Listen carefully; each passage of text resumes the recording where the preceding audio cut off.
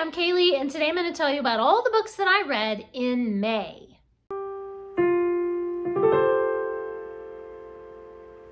I had a really great reading month in May. I read 29 books total, so that is pretty good. That's about a book a day, so that works out great. Before we dive into all the great reading that I did in May, I'm going to reach back here to our Booktuber Shoutout book, and we're going to shout out somebody randomly. Today's shout out goes to Literally Smitten. I will leave a link to their channel in the description, so be sure to go over there and subscribe to them. If you haven't already, please do subscribe to this channel and give this video a thumbs up if you also had a great reading month in May. And follow me on Twitter and Instagram and Goodreads and Storygraph and all the places. My shelves are a little bit chaotic right now because my brother is building some new bookshelves for me. So in the meantime, the old bookshelves have been thrown out and the books that were on there are just higgledy-piggledy. So it might be a little crazy for the next few weeks, but just bear with me in my chaos. So I read 29 total books in May. 11 of those were picture books. I read 1 middle grade, 1 poetry, 7 nonfiction, 6 children's books, and 2 fantasy, 1 mystery, and 1 classic. So quite a bit of this and that through a lot of different genres and age ranges. I actually read 2 books from Redwall. I read Doom White and The Sable Queen. One of my goals for this year is to finish out the Redwall series, so I've been reading a lot of Redwall. I did not enjoy Doom White that much because it does have snakes, and I don't like snakes. That grossed me out. Somehow this one just, I love the Redwall books, but this particular one, Doom White, just wasn't as good as some of the others. I did like a lot of the characters though. I liked Bisky, the young mouse who starts the whole adventure by telling the tale of Gomph the mouse thief. And I liked Samulus, the old mouse, who first discovers the legend that Gomph actually hid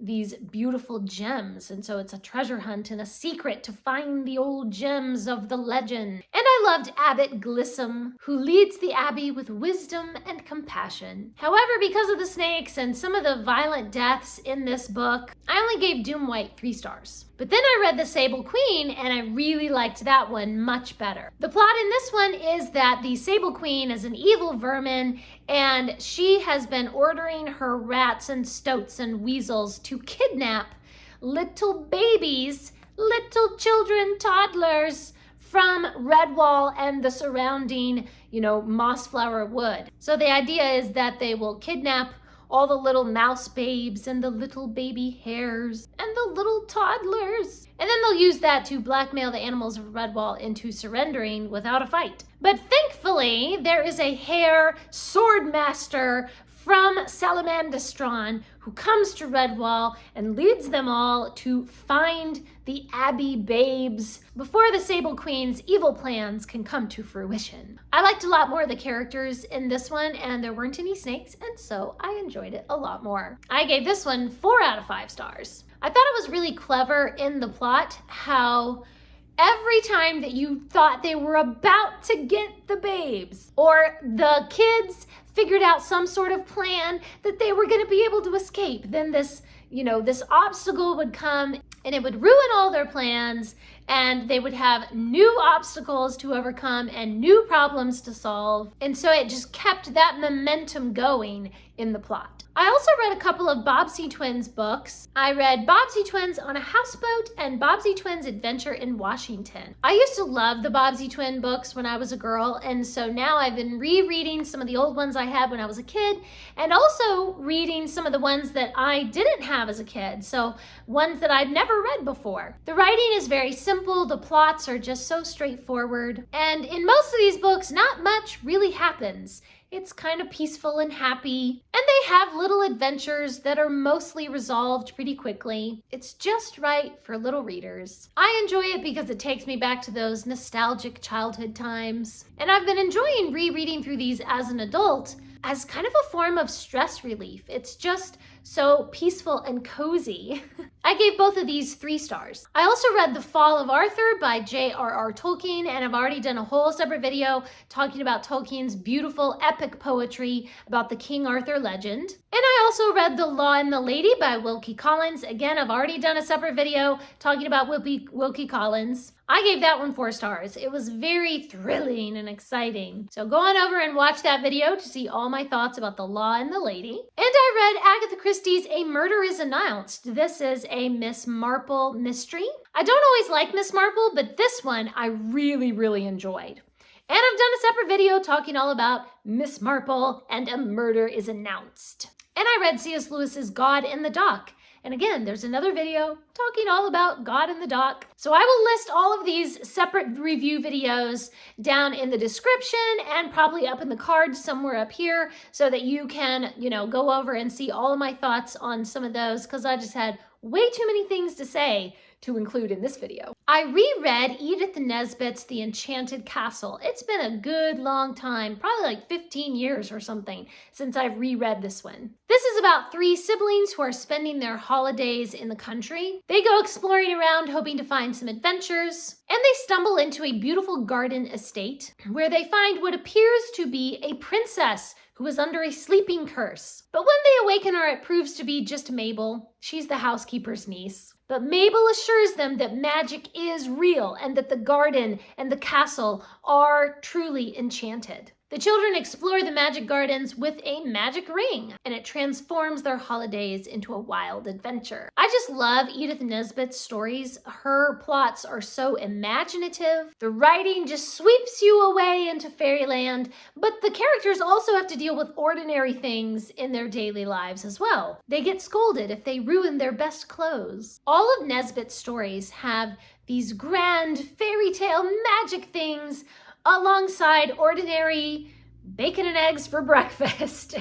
It's this perfect blend of fairy tale and ordinariness, and I just love it. I gave this one 4 stars. I also reread The Path to Positivity: Proven Positive Thinking Techniques for Getting Motivated and Living Your Best Life. I read this one, I think 3 or 4 years ago, and I don't know, I just felt like, I just want to go back and reread it and remember some of the things that I learned from this one. It gives really clear, practical steps for changing your mindset. I really liked that the writing style breaks down these complex ideas into small, manageable steps, and you just have to do that little baby step for today, and all these things add up into a much more positive mindset and being able to manage and navigate your emotions a lot better. You have techniques for dealing with fear and anxiety, and it really encourages you to just kind of dig deeper and uncover who is the person that you really want to be. So I really enjoyed rereading that and kind of applying some of those techniques to my own life. I gave it 4 stars. The rest of the books in this video are books that I received from a publisher in exchange for a free and honest review. So I read the first 3 books in the Jasper and Scruff series.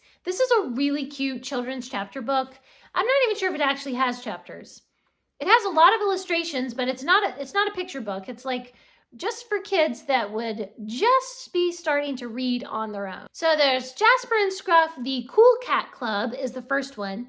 And then The Hunt for the Golden Bone, or it's sometimes published as just The Treasure Hunt. And then The Talent Show. Every single book in this series is so adorable and cute. Jasper and Scruff are just so hilarious. I love all the wild circumstances in the different plots.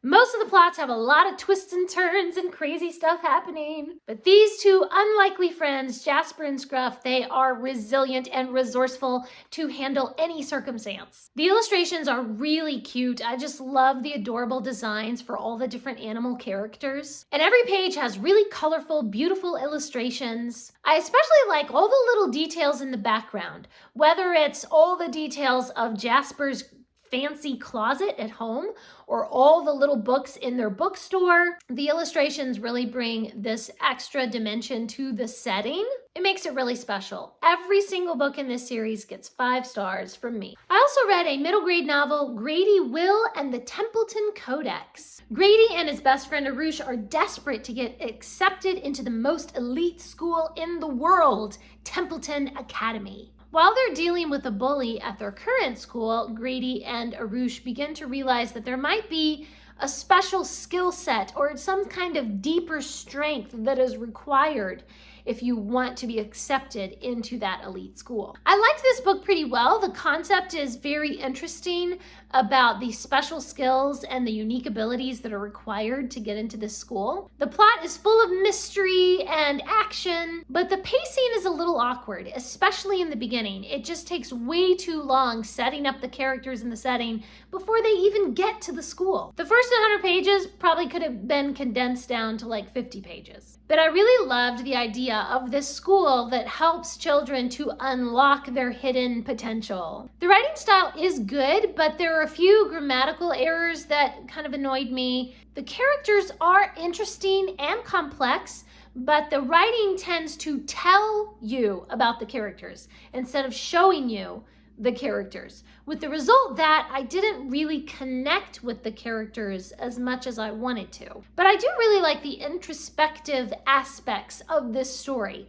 In order to unlock their hidden potential and their hidden powers, the children have to meditate on like deep ideas. They have these mind over matter lessons where they have to kind of think about the philosophy of what is true strength. So it was kind of cool seeing these different characters tackling these ideas and these problems from different perspectives. I ended up giving it 3 stars. I did enjoy it, but it had a few issues that kind of got on my nerves. I also read Supercade, a visual history of the video game age from 1985 to 2001. The chapters are separated by year, focusing on each game that was released in that year. And I was happy to see some of my favorite games, Super Mario Brothers, and Oregon Trail, and Prince of Persia, and Where in the World is Carmen Sandiego, and Legend of Zelda, of course, and Indiana Jones and the Temple of Doom. I remember playing some of those games. I mean, the nostalgia was strong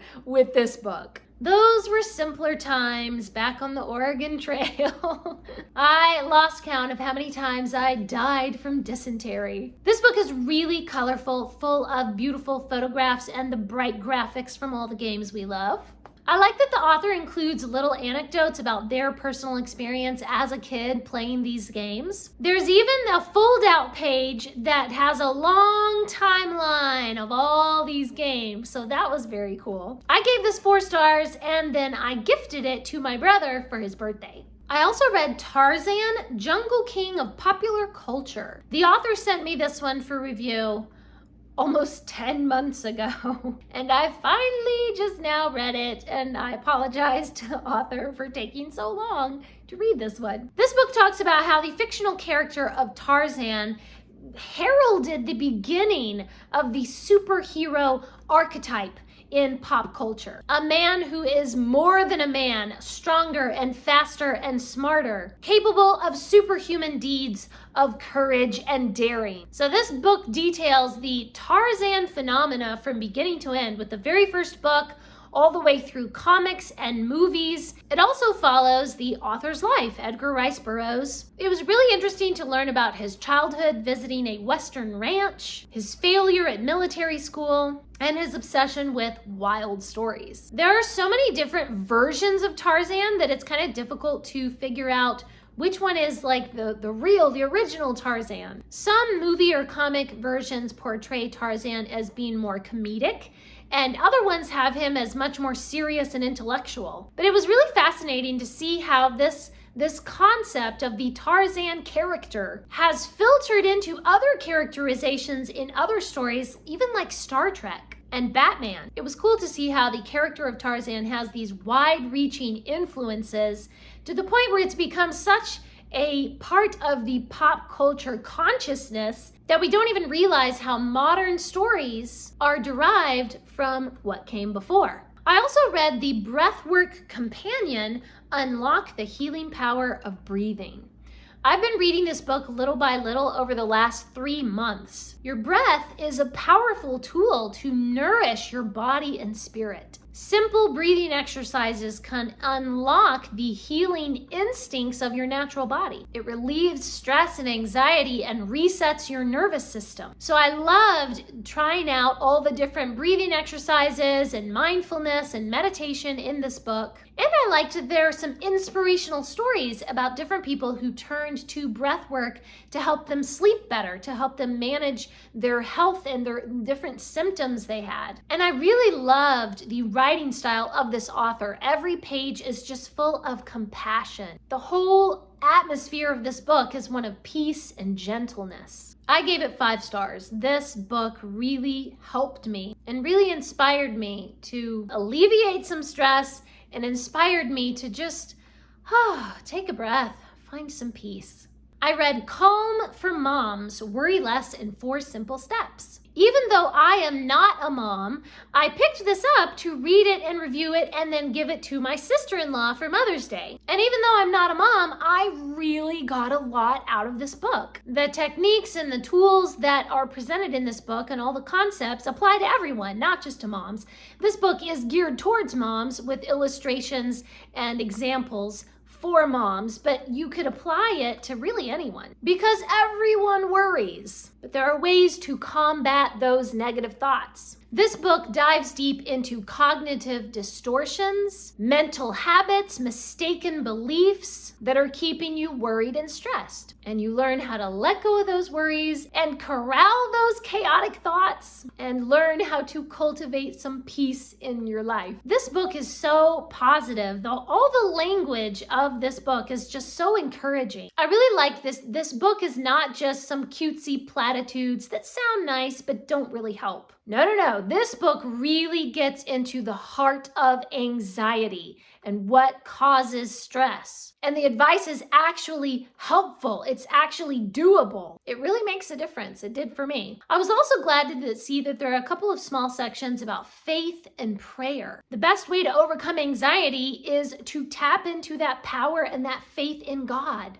The book is not necessarily Christian, but the underlying philosophies definitely line up with Christian theology. And it also includes 2 or 3 Bible verses and an encouragement to pray. I think the best thing about this book is just the writing style. It's funny and vulnerable and heartfelt. It feels like the author is just coming right alongside you with encouragement and a warm hug.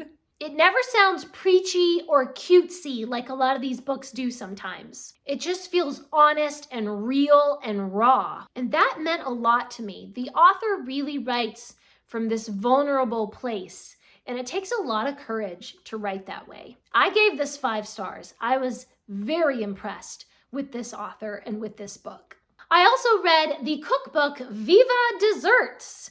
This is traditional and reinvented sweets from a Mexican-American kitchen. These recipes took me right back to my childhood in Mexico. Just reading the book made my mouth water. Every recipe has a large, colorful photograph that shows you the delectable result of the recipe. Most of the ingredients are things that you would just have in any American kitchen, but some of them are things that you might have to go specifically to a Hispanic market to find. But there are dozens of recipes that don't require any fancy ingredients. There are also a few tools that you might not find in a regular American kitchen, like maybe a tortilla press or a special whisk for Mexican hot chocolate. But you could probably make do without those things if you had to. You could just use a rolling pin or just use a regular whisk, or you could make do without them. So the recipes that I really want to try are the candied pumpkin empanadas, the peanut butter cajeta cookies.